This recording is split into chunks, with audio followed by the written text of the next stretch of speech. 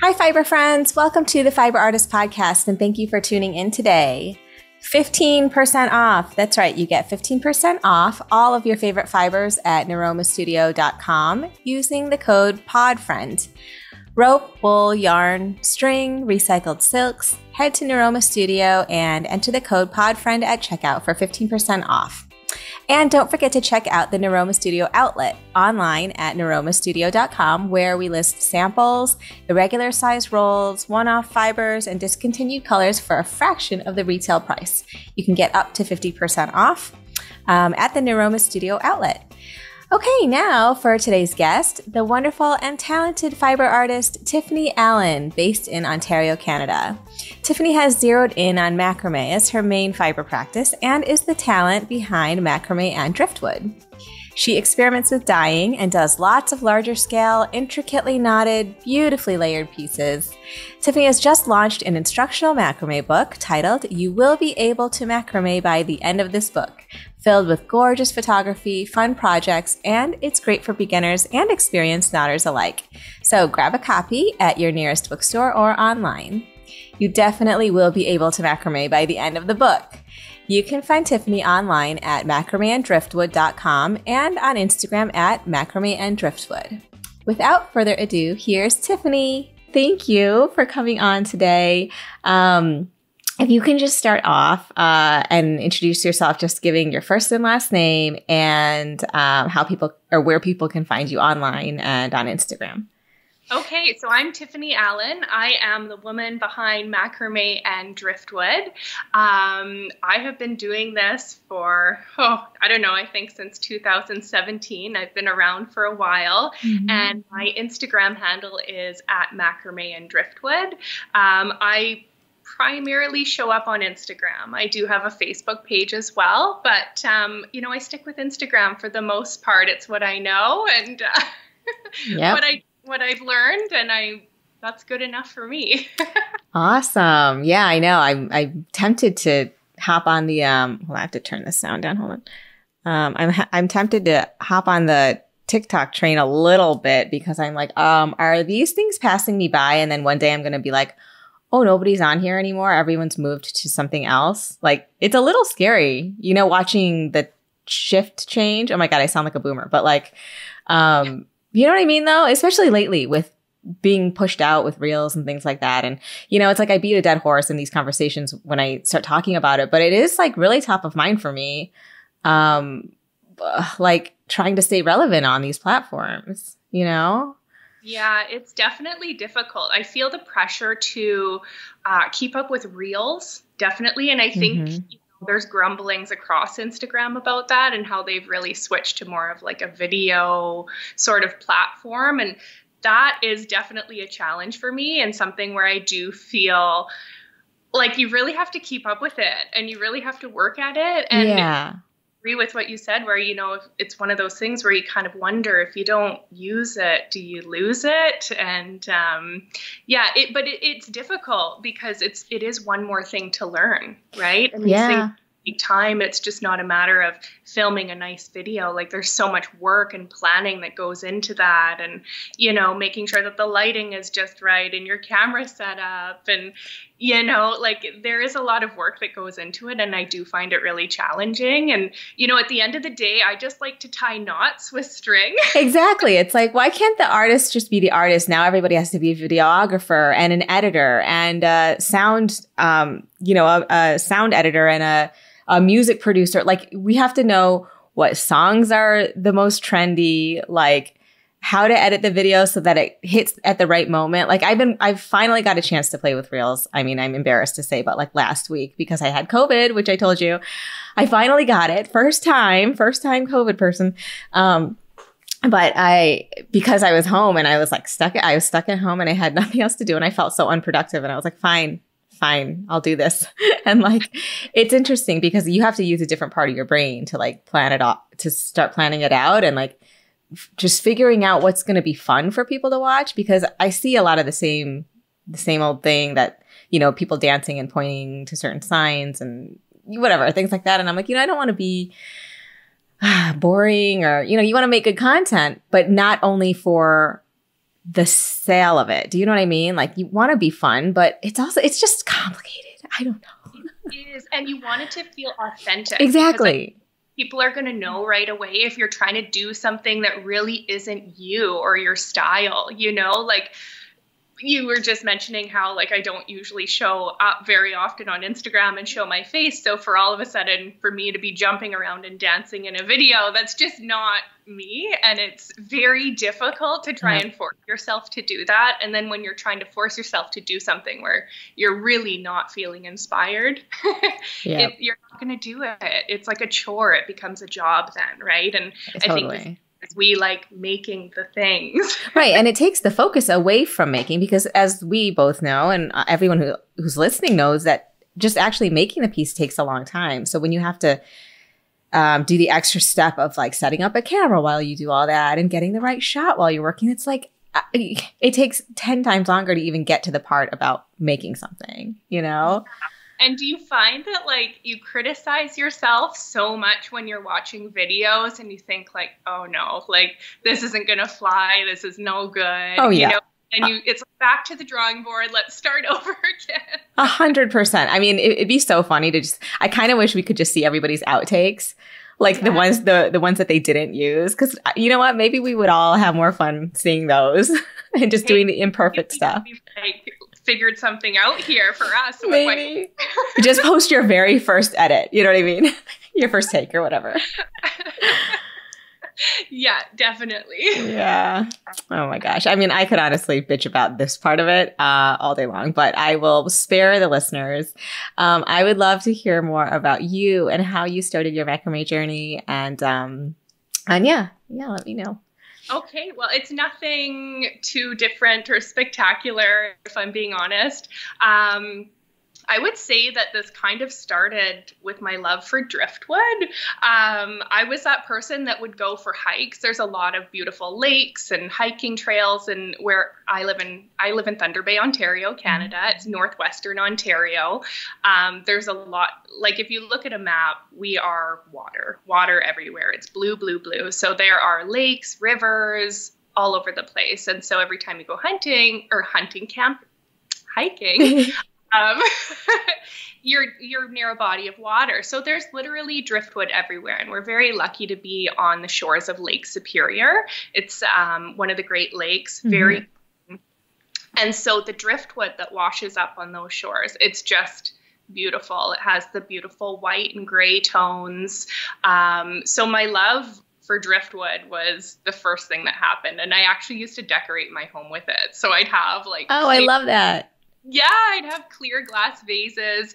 I don't do it anymore because I have little kids, but they'd just be full of different pieces of driftwood that I had collected, either during family outings or, hiking, just taking a walk. So I had quite a collection of driftwood.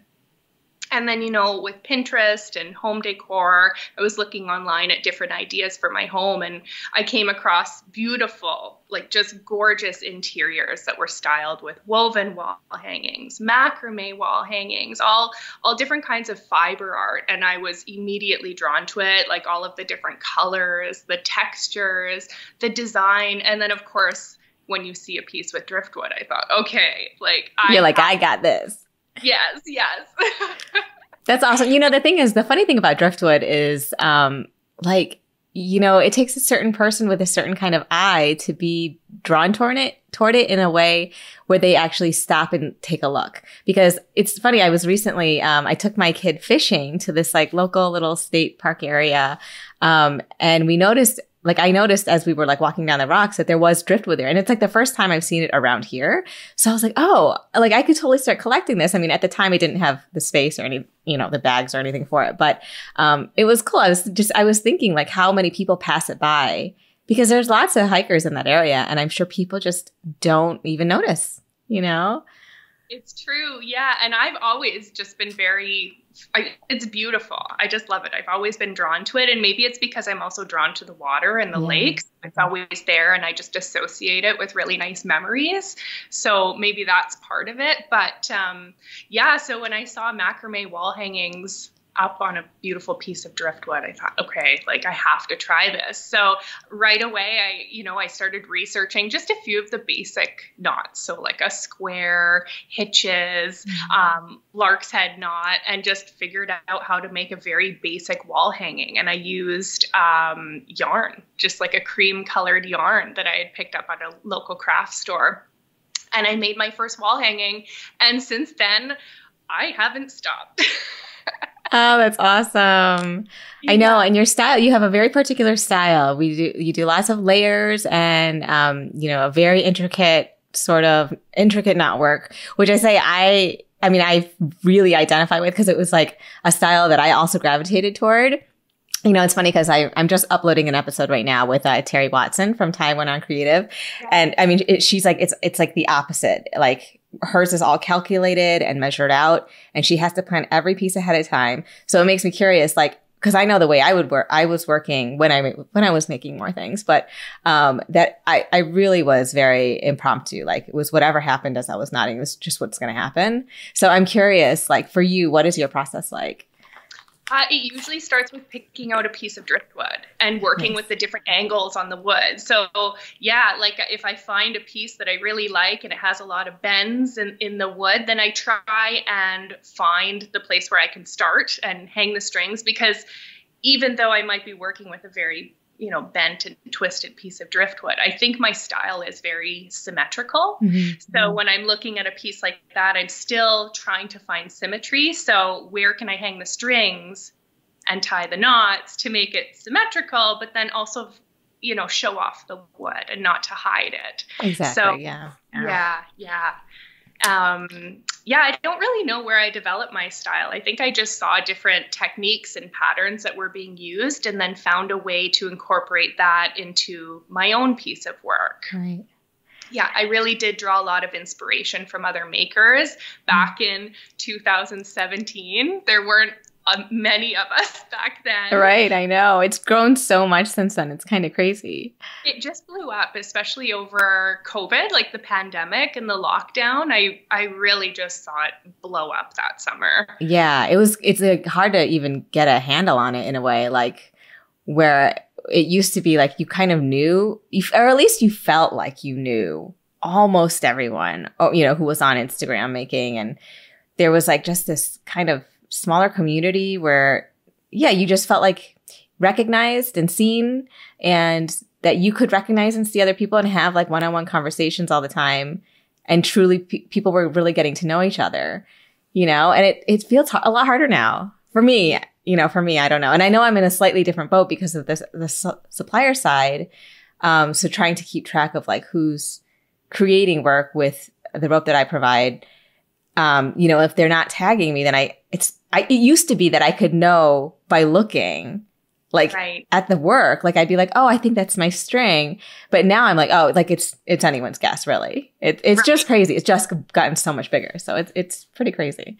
Definitely. Yeah, it's grown. And I know exactly why. Like it is such an incredible craft. It is so enjoyable. Like the fiber that we have access to now. Thank you, Cindy.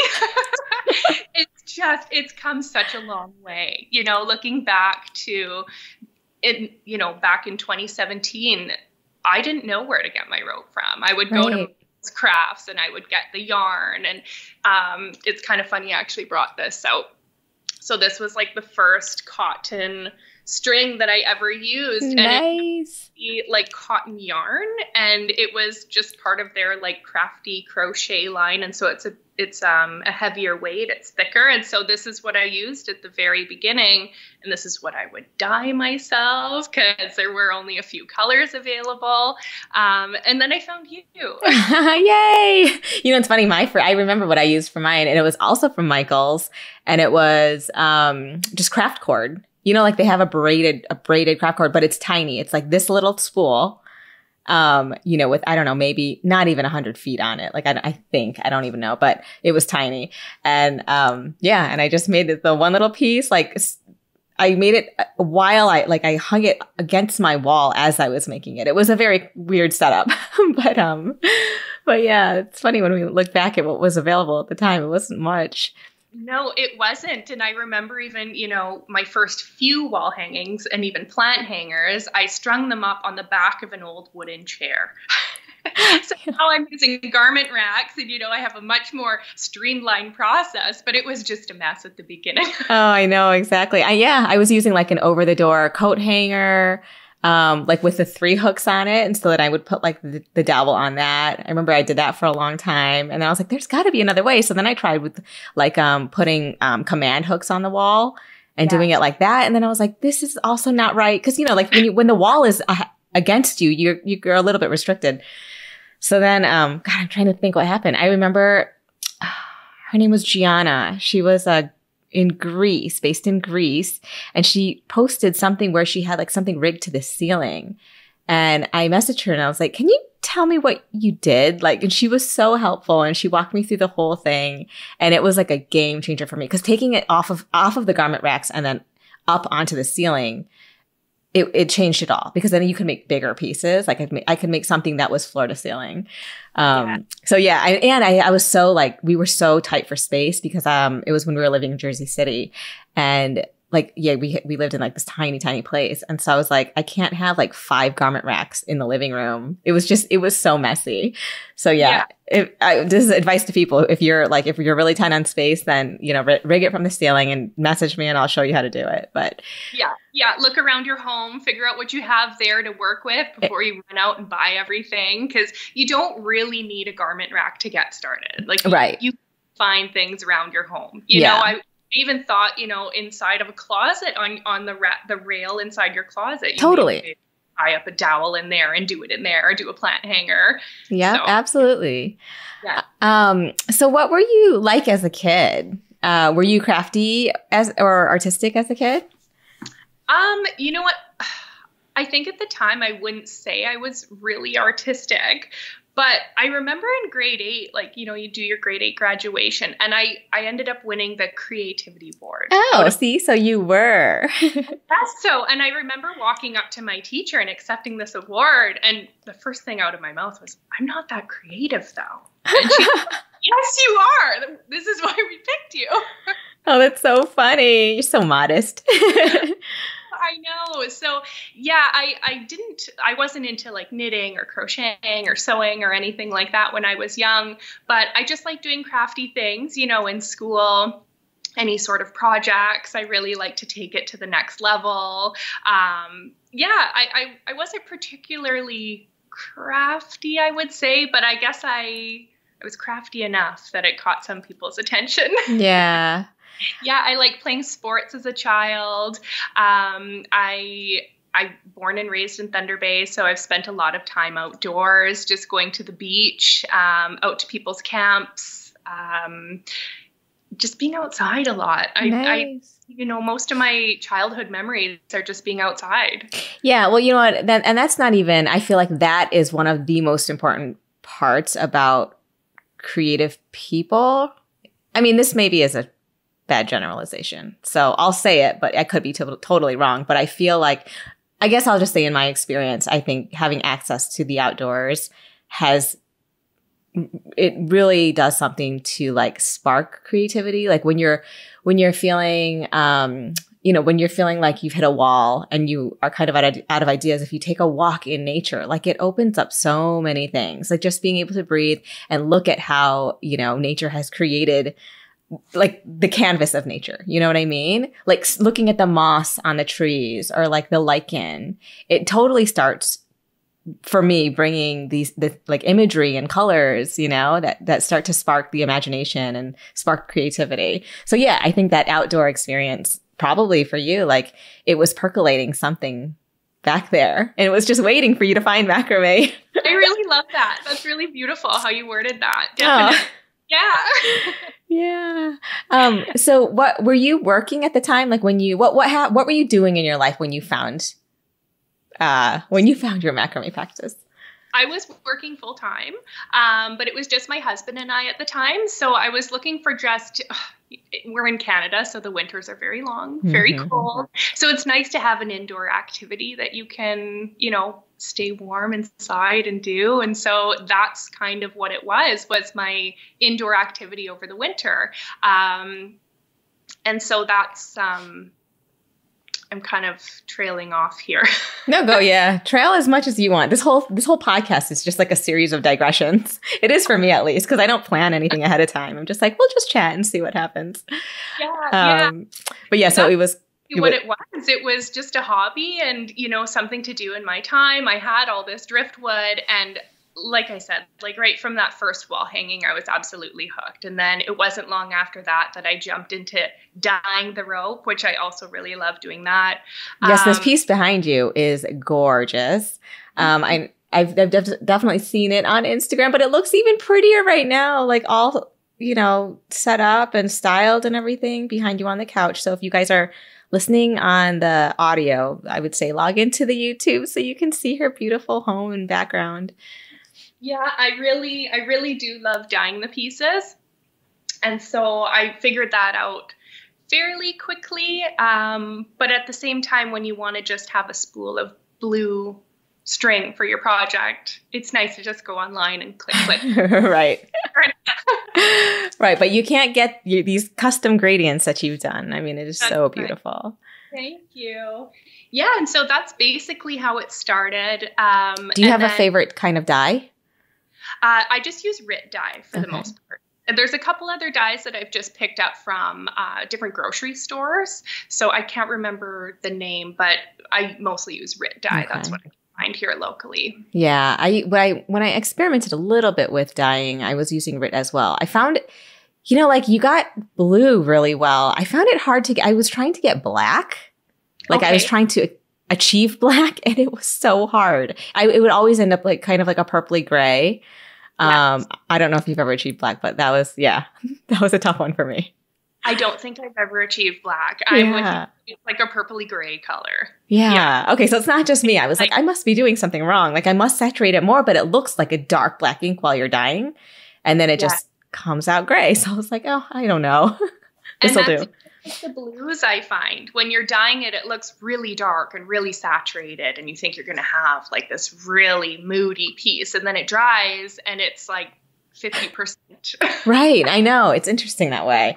I mean, it adds a lot as well, unless your goal is to be getting like a saturated fiber. But yeah, it's fun to experiment with.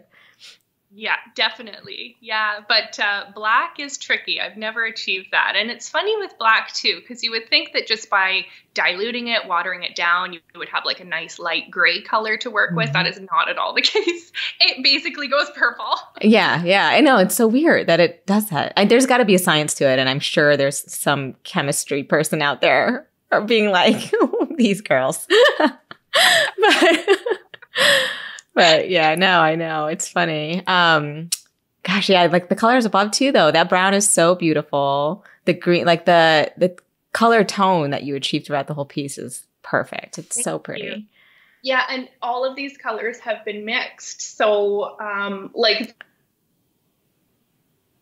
orange, like a bright orange and black. That I mixed. Oh, wow. So you guys can't see it, but it's like a sienna. It's sort of like a sienna brown or like a red rock, like the red rocks. That's what it reminds me of. And this like peachy one was actually just a tan and then a little bit of this mixed in. So I played around a lot with mixing colors. And then, it just goes into like an olive green, and that was just like a forest green dye, a little bit of black, a little bit of brown. So you really do have to play around with the colors. And one thing I found is that, I always have little pieces of rope close by to dip and do the color test before I move into the piece. And you have to sit like at least a minute and wait to see what the color develops into, because you might dip your piece in, lay it down and think, oh, that's not the right color. I'm going to add more dye. And as you're doing that, the color develops into something perfect. And now you've already changed your dye. Right. Yeah, that's one trick that I've really, I stick to. If I'm going to do a test swatch, let it sit for at least a minute and see how the color develops. That's true. That's very smart. Good advice. Okay, so you recently wrote a book. Congratulations. It is beautiful. It is called You Will Be Able to Macrame by the End of This Book. I'm just showing it on the screen, you guys. It's available now to purchase? Yes. Is that right? Okay. Oh, it's so beautiful. These projects are amazing. Can you tell me how this came about? I would love to hear and the experience of writing it and putting it all together and all of it. Yeah, definitely. Okay, so I guess it all began in 2020. And I received an email and it just stood out from the rest. I feel like, when you have your business email on Instagram, you do get a lot of spam and weird emails that pop through. But I got an email and it looked like a legitimate one from Octopus Publishing. The woman's name was Ellie, and she had reached out and she said that she was looking for someone to write a how-to book for macrame, gave a little bit of information about the company, and was just looking to set up a time to talk to me about it and see if it was something that I was interested in. So I ended up meeting with her and had a phone call with her, and she kind of explained that they were working on a new series of books. So I guess they had a best-selling series. It's You Will Be Able to Draw by the End of This Book. Ah, nice. Okay. Ooh, I should pick that up actually, because my son loves drawing. Okay, I have to get one. And then that branched off. It did well, and it branched off. And there's different how-to. You will be able to draw faces. You'll be able to draw whatever. So they decided to take it into the crafting side. So there were a couple books ahead of mine. You will be able to crochet. You will be able to knit. And then now I got the macrame book. Awesome. And there's also one that came out around the same time as mine. You will be able to sew your own clothes by the end of this book. So basically my book was going to be part of that series. And as part of that, I was going to be set up with an entire team to work with on this book. Which, oh, that's so cool. There's no way I would have done it had I not been set up with a team, because writing a book wasn't really something I ever thought that I would do. I wouldn't really know where to begin, to be honest. So when she reassured me that, I would have editors to work with, I would have an illustrator who would be able to draw out the drawings, there'd be a creative team as far as the photography and styling everything. And it all sounded really, really fun to me. And I got really excited. And then, of course, I had to make sure this was legit because it still all sounded almost too good to be true. Totally. Especially when they're not oh, you have to do it all. Here's your deadline. We'll just pay you. Because I've talked to, 3 or 4 people now who have come out with books. And that's what it has been like for them. Where for me, that would have paralyzed me, just being okay, no, then I don't think I can do it. Where they had to take all their own pictures, draw their own drawings, illustrate their own, do their own illustrations. It just sounds so daunting to do it that way. So I'm loving hearing this, that there are people that will help you. Yes. And so, that's basically what happened. And then, of course, I met with a lawyer and I got them to review everything and make sure that it was all, legit. It looked okay. It checked out. Yeah. Nothing fishy going on.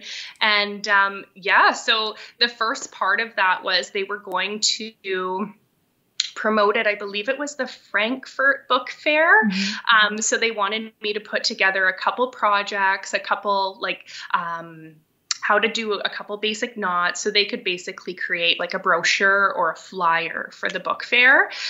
So that's kind of where it started. And then the projects were delivered in batches. So I did, in the book, there's 20 different projects. And so they wanted me to deliver the first 10 projects. And then at the next interval was another 10 projects. And then at the last interval, it was basically the full introduction, including a knot guide to macrame. So it was like a batch delivery, which was nice because it didn't feel totally overwhelming. I was able to work on one part and really focus on that and get comfortable with it and gradually move through instead of trying to take it all on at once. Right. Because I think that would have felt like a lot. Yes, extremely daunting. So how long did you have to to deliver 10 projects? I think it was maybe 3 or 4 months I had. Okay. And then it was 2 months after that, I would say, for the next 10 projects. And then a few months after that for the full introduction and knot guide. So I would say like this all started in the summer, maybe in June. And then the final manuscript was handed in, I think, just before Christmas or just after Christmas of that year. So around 6 months. Yeah. Okay. Wow. That's pretty fast in my mind. I just seem like, especially because of all the drawings and like, if, you know, you guys, if you pick this book up and it does take you through everything, like every step you're going to need. And the knot guides are beautifully done. Like the diagrams and, yeah, I mean, it's great. You definitely will be able to macrame by the end of this book. It's wonderful. Yeah, you did such a beautiful job. So congratulations on that.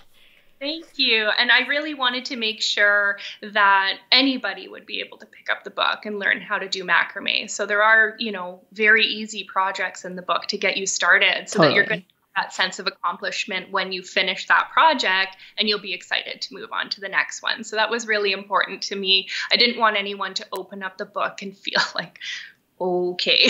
Right. Because then for me. Exactly. When the project is a little too complicated. But the cool thing is also that with macrame, the like even the simple things can look complex. Like once you realize it's just a series of patterns, you know, that you do over and over. So something like even the piece on the cover, it's like, you know, we might call it simple because we're familiar, but it looks complex. You know what I mean? It looks very, you know, masterful. So, yeah, I mean, it's wonderful. Yeah. And I think it'll be a good book too, to get people started, full introduction, get comfortable, and then you move on and you move on into creating your own projects because now you'll have all of the basic skills, the techniques, my tips and tricks, and then you can move on. Definitely. Do you hope to come out with a second? I know this one just came out, but, you know, in your mind, are you kind of thinking, oh, if we did like a you know, a second edition kind of thing? I would love that. I really would. I had such a great team to work with. And if they'd have me again, I would gladly go back and do a second book. Awesome. Definitely. Yeah, it would probably be a little more advanced because now I have my beginner's guide. So yeah, that would be really cool. It is very time consuming though. So I'd have to make sure that I'm able to take that on. Yeah. I mean, on that front, so you had said you had a full-time job when you started making. Have you since quit the job? And what are you doing? Are you doing full-time? Did you have a job while you were creating the book? Yeah. So I started Macrame. I was working full-time and then I got pregnant. And so then I went on maternity leave and that's when I was really able to like. Oh, right. In Canada, you get a year, right? Yeah. Actually, they bumped it up to 18 months. Why do I live in the United States? Not that I need to go. I'm not no more, but. It's hard to imagine that there are places that don't have maternity leave. Yeah. Like I remember I had 8 weeks. And so then I had to like put my tiny little 2-month-old baby in daycare. I mean, this is what we do. It is the norm here. Right. Often if you don't, you know, if you do need to work through, you know, your child's infancy, but it happens and they're fine. They come out fine. It's all good, but it's like, you know, it's hard. It's a really hard thing to balance for sure. Oh, absolutely. And somehow we just make it work. You know, you just do what you got to do and it all gets done at the end of the day. It is hard though. Yeah. But, so I went on maternity leave. I did take a full year. And then I went back to work and I continued making, you know, in the evenings and on weekends when I could find the time. With a small baby. Yes. And you know what? It was pretty easy at the beginning to do that because there's a lot of naps, you know, like baby is down quite a bit. So but I mean, realistically, like in theory, yes, you're like, oh, they nap all the time, blah, blah. But the energy level, like what I don't understand with people who are able to, you know, successfully have young children and make a crazy amount. See, because when I started, my youngest was 2.5, I think.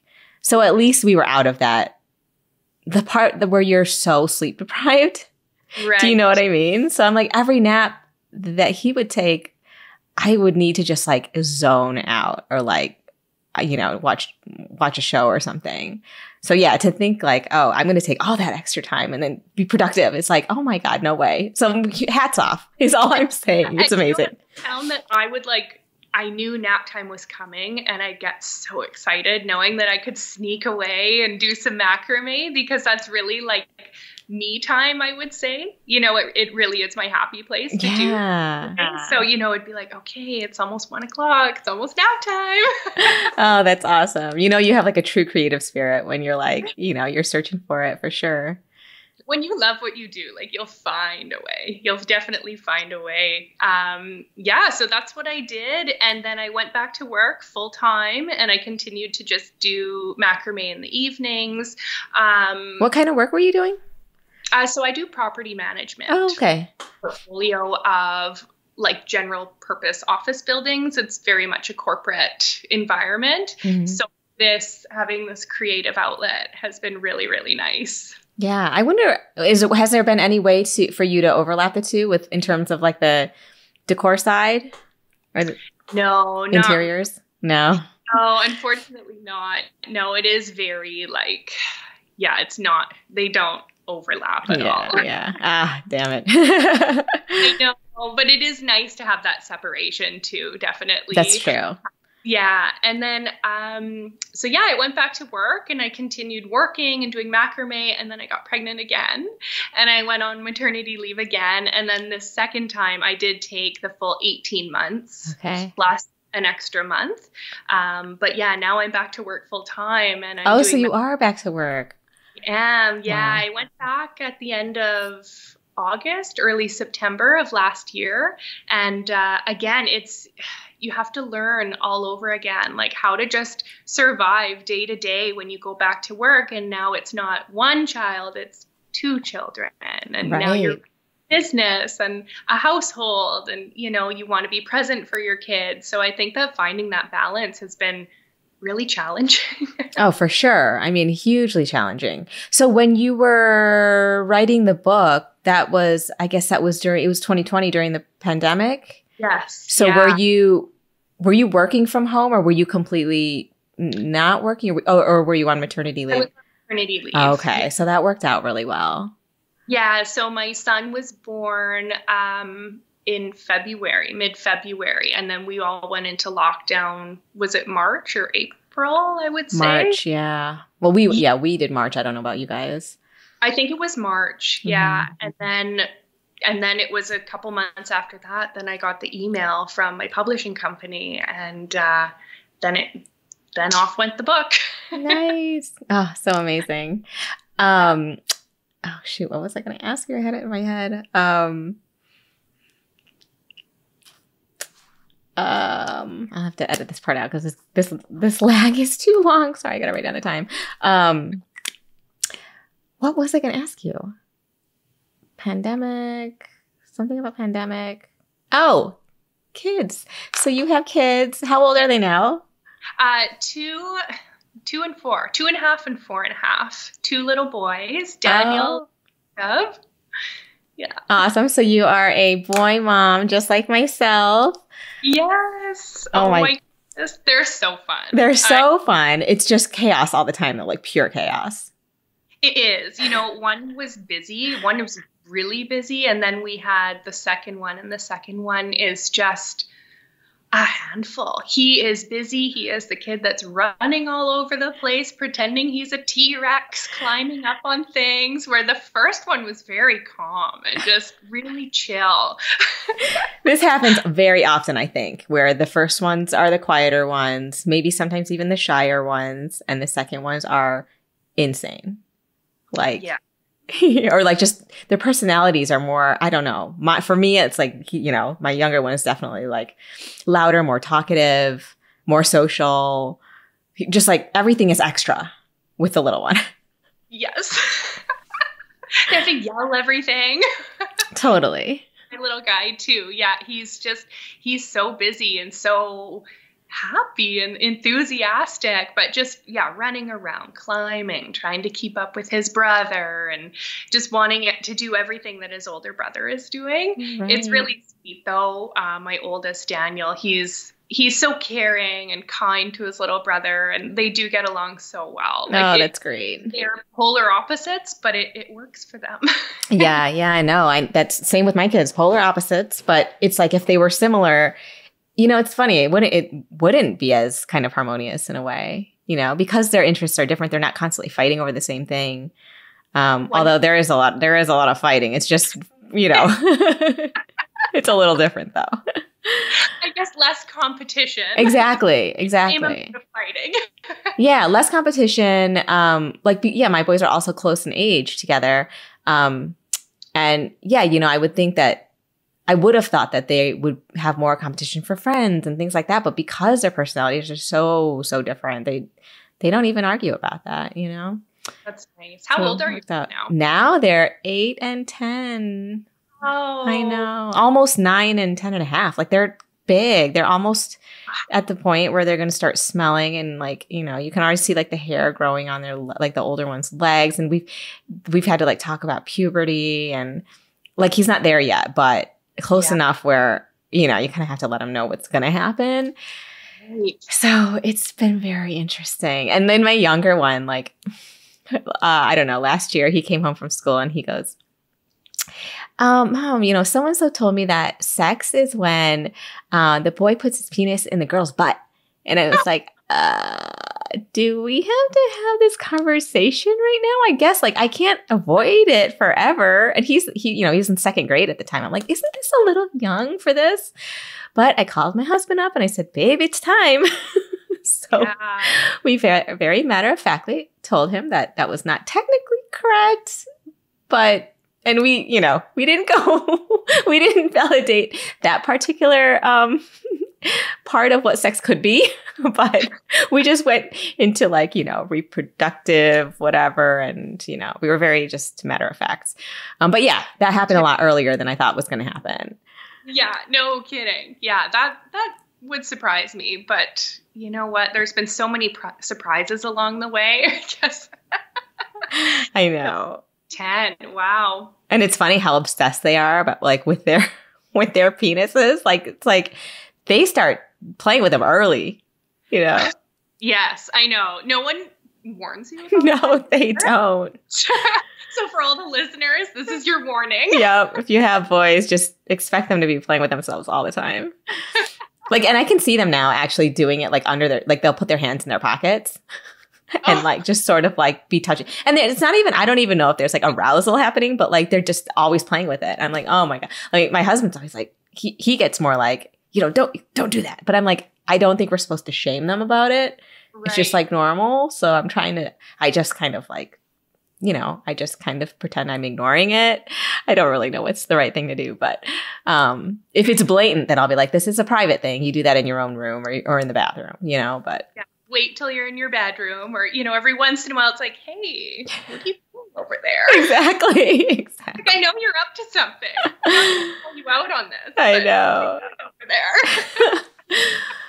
there. Your kids are still so young. I honestly don't know how you're juggling it especially because, and I know this very well, that the types of pieces you do are extremely intricate, like lots and lots of knots, lots and lots of layers.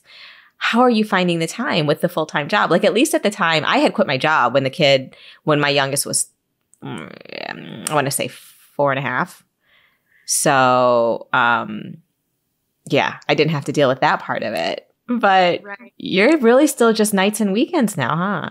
Yeah, I'm just, making the most of it. And I just find, after the kids go to bed, some nights I sit on the couch with my husband and we watch our TV shows. And then some nights it's nice to just, slip away and go do some macrame. And it's not something where I just sit there for maybe, 30 minutes and do a little bit. Like when I start working on it, I'm there for hours. And I often find that I'm up until midnight or sometimes even later because I just get so into it. I know.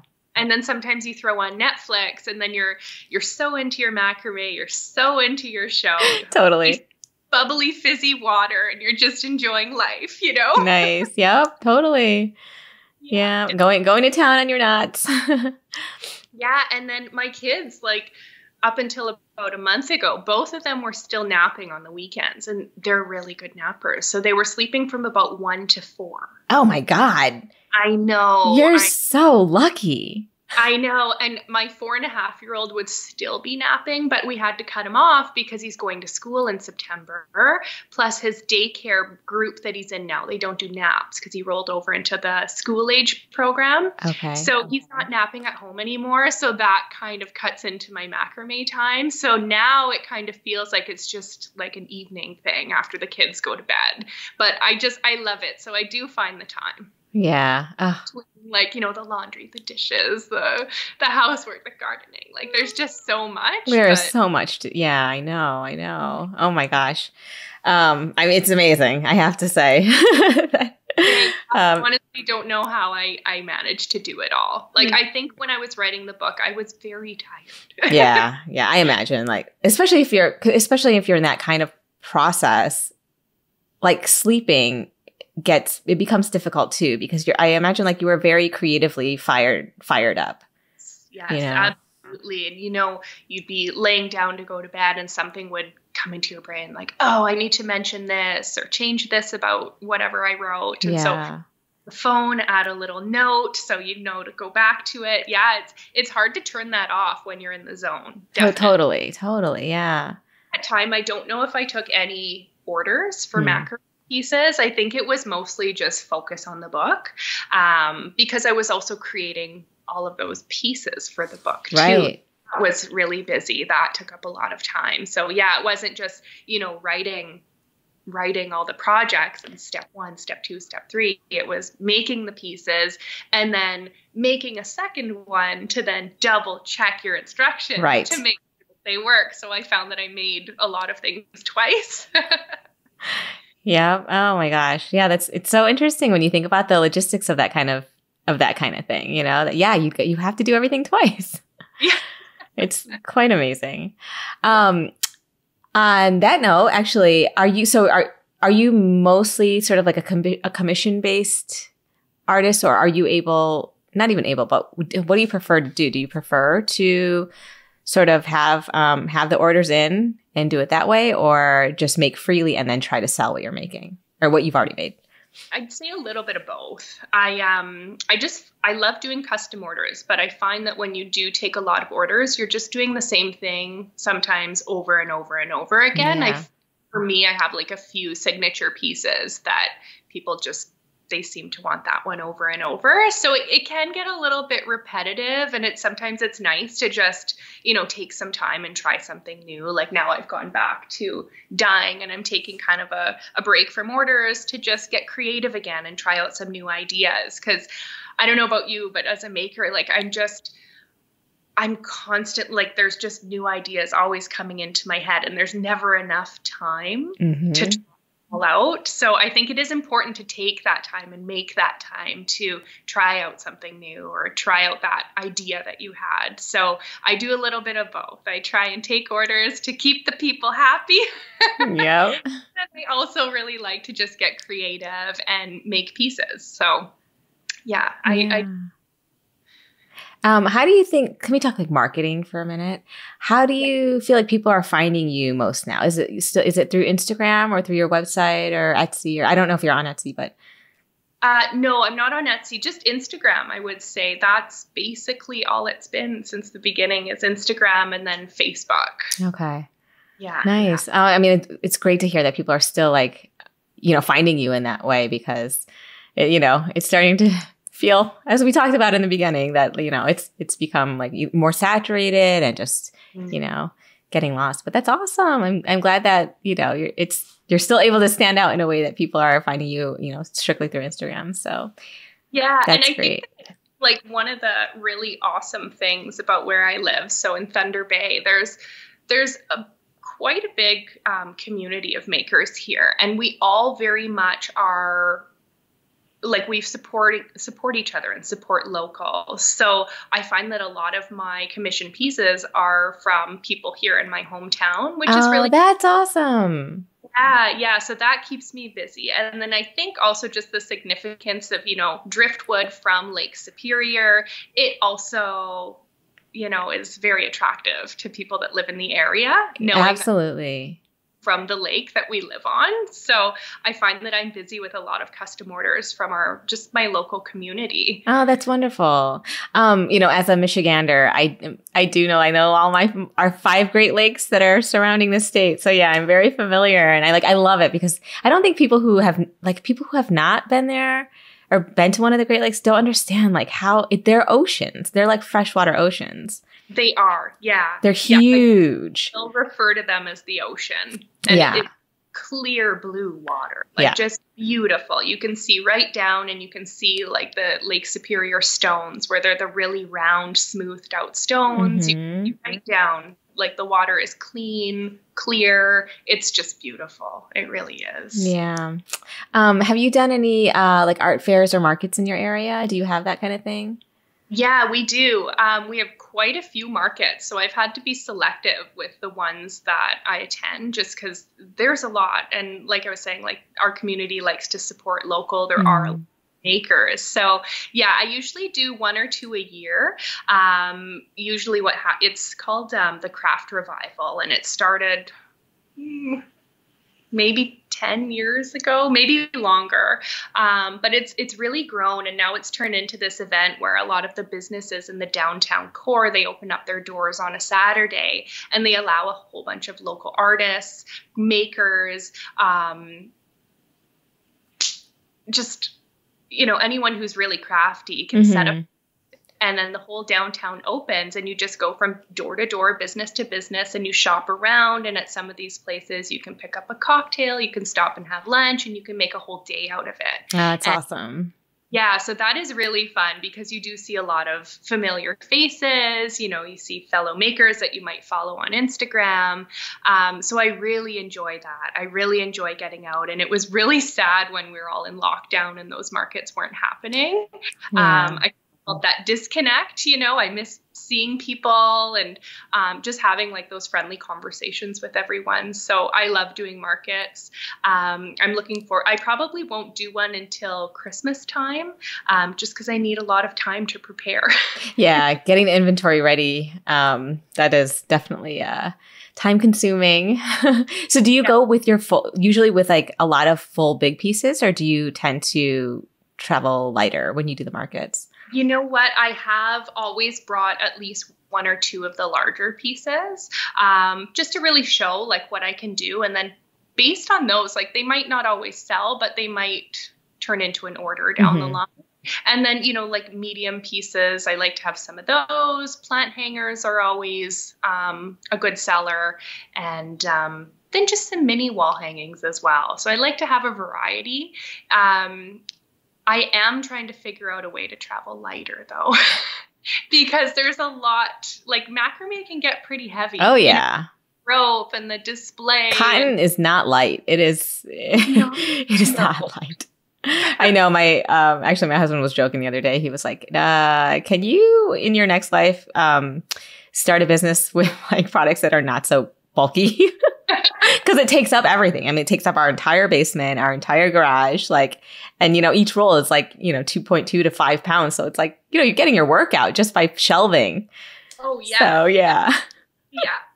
Oh yeah. It's a lot. It's a lot of work to, carry it all in, set it all up, make sure every strand is hanging perfectly. Every tassel is brushed out just so. Yep. I know it. And it all down and pack it all up. So it's a lot of work, but you know what? At the end of the day, it really is a good feeling once you've been out there and you've been talking to people, and it's really nice. I really enjoy the whole experience. Your community sounds so ideal for people who are, I guess for any creative, but just the mix of nature and, and a supportive artist community. It just sounds so lovely. It really is. Yeah, I love my hometown, and I love all the makers here. They're just wonderful. And I don't think I would have been here where I am now if it wasn't for the support of all of the other local makers. They were really cheering me on from the very beginning, and having that support even on Instagram it all helps. It really does all help. So that's awesome. Yeah.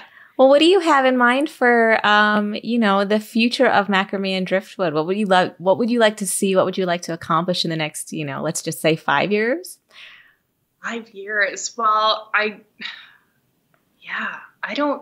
really love to start teaching workshops. I've been saying that for years. It just hasn't panned out. Well, the last 2 years were a bust, just because of the pandemic and. Yes. So I have downstairs in the basement a whole bunch of racks ready to go. Oh, so nice. I'm so close to getting there. So I would really love to branch out into teaching macrame and doing workshops and, meeting with people and talking with people and showing them one-on-one how to do things. I would really love to do that.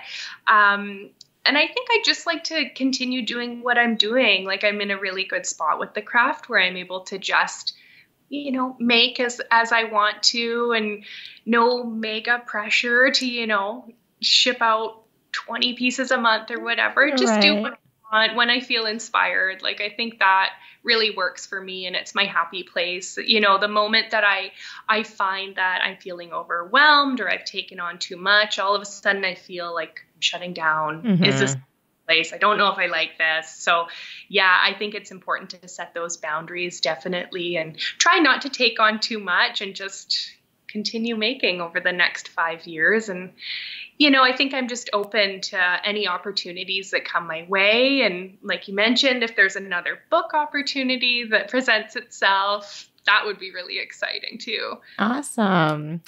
It's interesting because there's a lot of people I talk to and, either their present goal or their past goals or whatever were to like eventually quit and do this full time. But I think it's so nice that while it is hard because you have time constraints, I think the freedom you have, like, because you are more financially free and not relying only on your macrame for your, to survive financially is, I don't know. It's weird because there's a part of people that want to go, okay, no, I want to quit and give everything to this. But then you have so much pressure to sell. And that's not always a good place to be. So yeah, I think you're managing it all and balancing it all so beautifully. Even your aura is like very calm really? And you seem very comfortable. And like you've really, you've set up this life where you can thrive in so many ways, which is so beautiful to see is my whole point. But that's so nice. That's really nice feedback. Yeah, there definitely have been times where I've considered, am I happy in my current job? Would I be happier doing something more artistic or, having a booth set up in a market where I just dive into my creativity full time. I think the biggest fear with that though is that it'll take the joy out of it. Like you said, when all the extra pressures of, making sure that you have an income coming in, trying to keep up with all these orders and, just the pressure to stay relevant and to keep up with the technology as well. Like that is scary for me. Right. Turning your hobby into a business. It comes with all the bad stuff too, which is, so I think, everybody has to recognize like there are always two sides to the story and there are advantages and disadvantages to both. So it's whatever, you're being called to do. So no, I think it's beautiful. And, I love it. I feel you seem so very balanced and it's good. Yeah, it's been, it's been a heavy couple years, hasn't it? And I'm so thankful that over the last couple years, I have had this craft because it really, truly has been a place that I find joy and it brings so much happiness to my life. And not just making the pieces, but doing all the shopping for the pieces, going on your website and adding to my cart. And that is also so much fun. And then another thing that I found out I really enjoy doing is the photography side of things. I love photographing macrame. So that's why I'm also a little bit grumpy about the whole reel thing and switching to video because totally. I love photography. I appreciate a good picture. I love making the things, hanging them up. And then I love the photography aspect just as much. Yeah, I know. I felt the same way. I feel like you and I are very like alike in a lot of ways, but it's great. Like, because you're also learning. And like the styling part, like where you can style the piece around your furniture and like, you know, add a plant or whatever. It's like, yes. Yeah, that was all so much fun. And I feel like it opened up a lot of like interior design interest for a lot of us, which we like, for me, that was new, you know?